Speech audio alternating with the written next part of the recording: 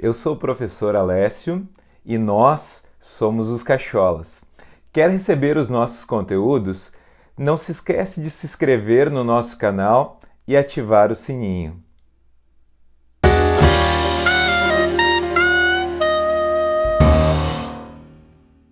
Daí, gurizada, hoje a nossa aula vai ser sobre estudo dos gases.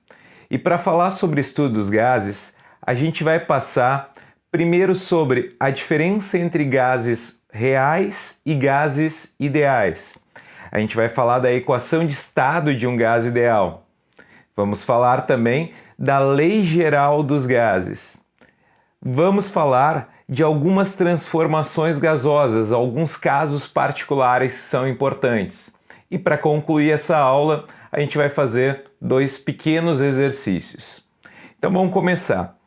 O que é o estudo de um gás? Para falar do estudo de um gás, a gente precisa falar de algumas variáveis de estado, que são pressão, volume e temperatura. As transformações gasosas, elas acontecem quando pelo menos uma dessas variáveis de estado tem uma modificação, tem uma variação.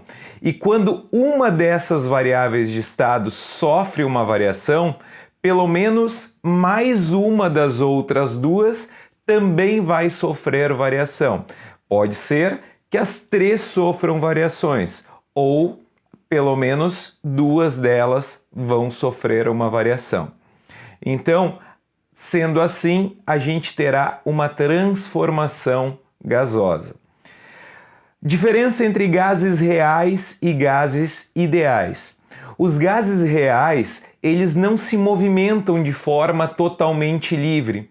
Os gases reais, eles têm, além das forças dos choques entre as moléculas, tem forças de interação entre essas moléculas, forças de atração e de repulsão. Já nos gases ideais, que são os que a gente vai trabalhar, eu só vou ter interação quando houver choque entre as moléculas. A equação de estado de um gás ideal, que é chamada de equação de Clapeyron, ela relaciona pressão, volume e temperatura com o número de mols. Tudo isso está relacionado a mais uma constante que é chamada de constante dos gases. Então, a gente viu que quando uma dessas variáveis muda, a gente pode ter mudança em pelo menos mais uma dessas variáveis de estado. E eu posso determinar a pressão sabendo o volume e a temperatura de um gás e o número de mols que eu tenho deste gás. Para isso eu vou usar a equação de Clapeyron. Pressão vezes volume vai ser igual ao número de mols vezes R, que é a constante dos gases, vezes a temperatura. Importante lembrar que a temperatura aqui sempre deve estar em Kelvin. Qualquer equação que eu utilize temperatura, minha temperatura sempre deve estar em Kelvin. Então, se eu estiver uma temperatura em graus Celsius, eu vou precisar converter essa temperatura para Kelvin. O número de mols, como vocês já trabalharam anteriormente em química, é a massa sobre a massa molecular. E a constante dos gases eu posso usar, por exemplo, 8,31 quando eu estiver trabalhando com unidades do sistema internacional, 8,31 Joule por mol vezes Kelvin. Para eu usar 8,31, minha pressão deve estar em Pascal ou Newton por metro quadrado e meu volume deve estar em metros cúbicos, que são unidades do sistema internacional. Ou eu posso usar a minha constante dos gases 0,082, que é para quando eu usar a pressão em atmosferas e o volume em litros. Lembra que eu posso fazer a conversão de uma unidade para outra. É importante lembrar que uma atmosfera equivale a aproximadamente 10 na 5 Pascal, que é igual a 76 centímetros de mercúrio. Então eu posso fazer conversão entre essas unidades se for necessário. A lei geral dos gases, ela relaciona um gás em dois estados diferentes, de pressão, volume e temperatura. Então eu tenho o gás num estado inicial, a uma pressão inicial, um volume inicial e uma temperatura inicial. Quando esse gás passa para um outro estado, onde ele modificou pressão, volume e temperatura, eu posso relacionar o estado inicial com o estado final. A gente viu a equação de Clapeyron. Eu posso construir a equação de Clapeyron para o estado inicial e a equação de Clapeyron para o estado final. Quando o gás muda essas variáveis de estado, pressão, volume e temperatura, o número de mols dele permanece constante e a constante dos gases também não muda. Então, relacionando para o primeiro estado, eu posso isolar, por exemplo, o número de mols vezes a constante dos gases. E posso fazer a mesma coisa com o estado final. E depois eu posso comparar essas duas equações. N vezes R vai se manter constante para o estado inicial e estado final. Comparando as duas equações, eu formo a minha lei geral dos gases. Pressão vezes volume sobre temperatura no estado inicial tem que ser igual pressão vezes volume sobre temperatura no estado final. Então, variando pelo menos uma dessas variáveis de estado, eu vou ter mais uma variando, ou mais duas. E aí eu posso calcular qualquer uma dessas variáveis iniciais ou finais, sabendo as outras variáveis de estado. Algumas transformações gasosas são importantes, então a gente tem alguns casos particulares dessas transformações gasosas. A primeira que a gente vai falar é a transformação isotérmica. Iso vem de igual, térmica, temperatura. Então, temperatura é igual, a temperatura está se mantendo constante. Essa é a chamada lei de Boyle-Mariotte. Nessa lei, ele me diz que ao variar a pressão, eu vario também o volume, porque a temperatura está se mantendo constante. Ao aumentar a pressão, o volume vai variar inversamente, ou seja, se eu aumento a pressão, o volume diminui. Inversamente proporcional. Se eu dobro a pressão, o volume reduz pela metade. Se eu triplico a pressão, o volume vai reduzir pela terça parte. Se eu diminuo pela metade a pressão, o volume vai dobrar. Então, a lei de Boyle-Mariotte, ela me dá a relação da lei geral dos gases para quando eu tenho temperatura constante. E nesse caso eu posso cortar a temperatura da minha equação. Então, no meu estado inicial, pressão vezes volume do estado inicial vai ter que ser igual a pressão vezes volume do estado final. A gente vai, ao construir um gráfico para volume por pressão, quando eu tenho uma transformação isotérmica, eu vou obter uma curva. Essa curva é chamada de isoterma. E eu posso construir um gráfico com várias isotermas, que são isotermas para temperaturas diferentes. Eu estou variando a pressão, ao mesmo tempo o volume está variando de forma inversa, mas eu estou fazendo isso em temperaturas diferentes, mantendo sempre a temperatura constante. O que a gente observa ao construir um gráfico desse tipo é que quanto mais afastada do encontro dos eixos está a minha isoterma, maior é a temperatura do gás. Uma outra transformação gasosa importante é a transformação isobárica. A transformação isobárica é aquela onde a pressão é constante.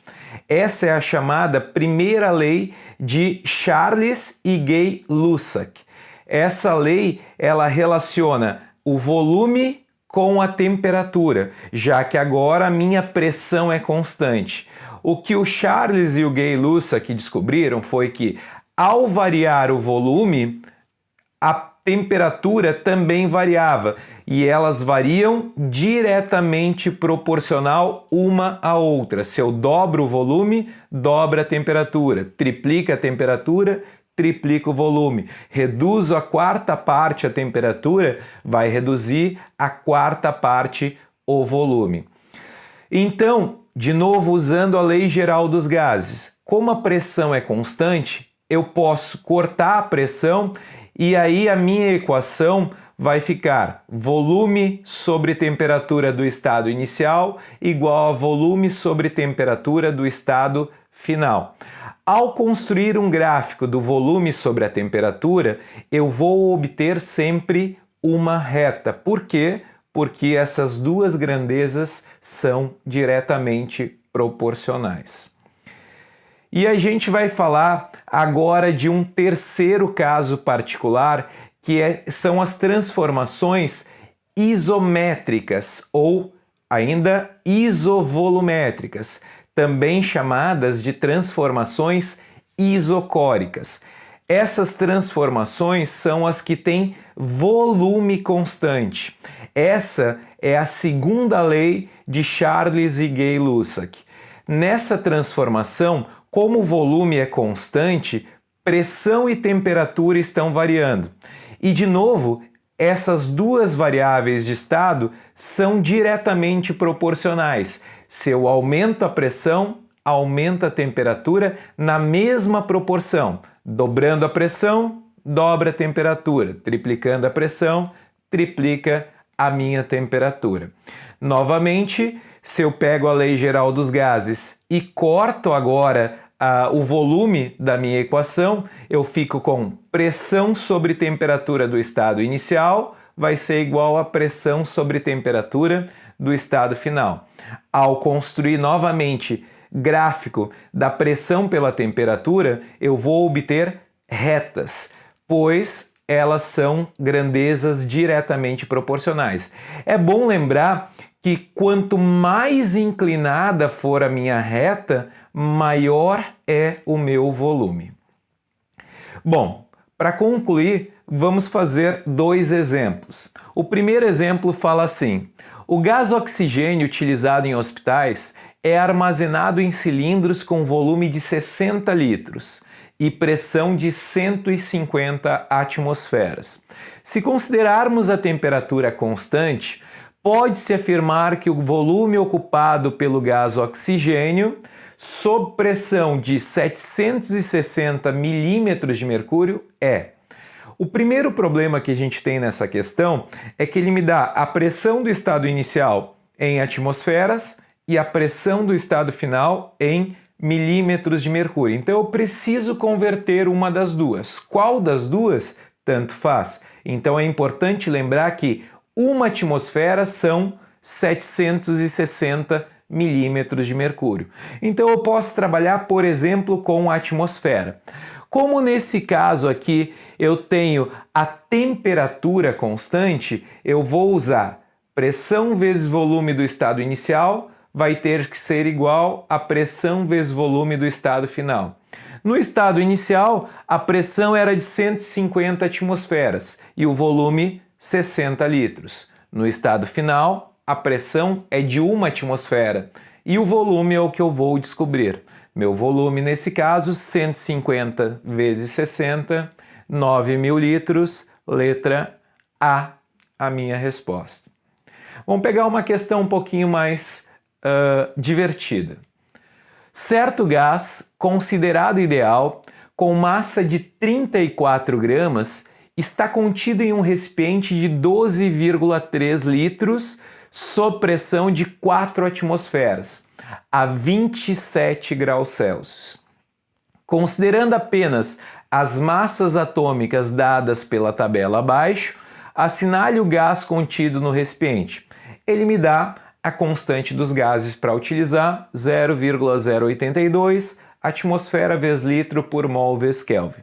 Então eu quero saber qual daqueles gases que está representado no meu sistema.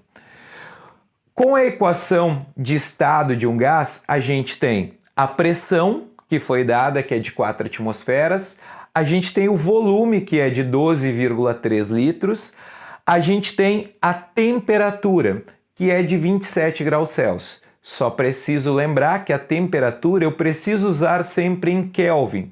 Então, para passar de graus Celsius para Kelvin, eu somo 273. 27 mais 273, minha temperatura vai ser de 300 Kelvin. E eu tenho a constante dos gases, 0,082. Com isso, eu posso calcular o número de mols desse gás. Fazendo as multiplicações, tanto de um lado quanto do outro, e isolando meu N, eu vou obter o meu número de mols igual a 2. Então, eu tinha 2 mols desse gás. Sabendo o número de mols, eu posso calcular qual a massa atômica desse gás, porque o número de mols é igual a massa sobre a massa molecular. Então, o número de mols é 2. A massa ele me dava na questão 34 gramas. Com isso, eu calculo a minha massa molecular. Isolo novamente o M, a massa molecular vai ser de 17 gramas. E aí eu preciso ver qual daqueles gases que tem 17 gramas na composição dele. Só para relembrar, o carbono, massa atômica é de 12 gramas, o hidrogênio, massa atômica é de 1 grama, oxigênio, massa atômica é 16 gramas e o nitrogênio, 14 gramas. Vamos fazer um por um. Da letra A, o carbono, que vale 12, mais 4 hidrogênios, que vale 1 cada um. Total vai dar 16. Não é o nosso gás. O nosso tem que dar 17 gramas. Letra B. Carbono, que vale 12 vezes 2, mais 6 hidrogênios, que vale 1. Vai me dar 30 de massa. Também não é esse. CO3, 12 do carbono, 3 vezes o oxigênio, que é 16. Vai me dar 60. Descartado também. NH3, o N é 14, mais 3 hidrogênios, que é 1, que vai fechar os 17, que seria a minha resposta. E N2, 2 vezes o 14, que dá 28. Então, resposta correta aqui seria o gás NH3. Gostou da nossa aula? Então, corre lá, se inscreve nos nossos canais, dá um curtir nesse vídeo e tamo junto!